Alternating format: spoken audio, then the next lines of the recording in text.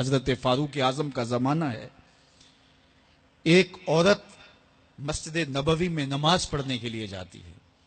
راستے میں ایک نوجوان رستہ روک کے کھڑا ہو جاتا ہے اور راستے میں روزانہ کھڑا ہوتا ہے اور اس کی تیکھی نظروں کے تیر اس عورت کو بے چین کرتے ہیں. ایک دن رک گئی اور پوچھا کیا مسئلہ ہے تجھے؟ اس نے کہا کہ میں تمہارا چاہنے والا ہوں اور تمہیں حاصل کرنا میری زندگی کا سب سے بڑا مسئلہ ہے.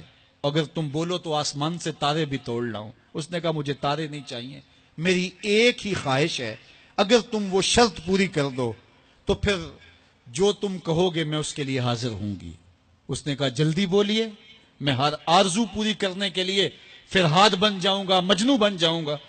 اس نے کہا میری لمبی چوڑی شرائط نہیں، ایک ہی شرط ہے، 40 دن تک حضرت عمر کے پیچھے نماز پڑھ لو. 40ویں دن کی آخری نماز کے بعد یہاں میں تیرا انتظار کروں گی.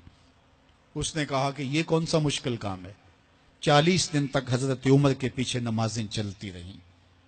عمر کی قرات کا سوز دل بدلتا رہا. 40 دن کے بعد آخری نماز جب ہوئی تو وہ نوجوان لڑکی راستے میں کھڑی تھی اور یہ نظریں جھکا کے گزرنے لگا.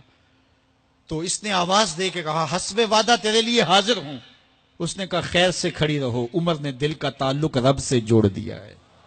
تیری دعا ہے کہ ہو میری آرزو پوری. اقبال بولا تیری دعا ہے کہ ہو میری آرزو پوری، میری دعا ہے کہ تیری آرزو بدل جائے، تیری تمنا ہی تبدیل ہو جائے.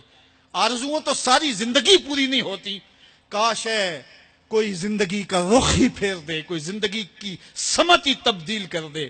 جس کو حاصل کرنے کے لیے دن رات مرے جا رہے ہیں، کاش وہ مقصود ہی نہ رہے، وہ مطلوب ہی نہ رہے، وہ زندگی کا حاصل ہی نہ رہے. زندگی کو حقیقت کا نور مل جائے، ہمیں پتہ چل جائے ہم اس دنیا پہ آئے کس لیے تھے، ہماری زندگی کا مقصد کیا ہے.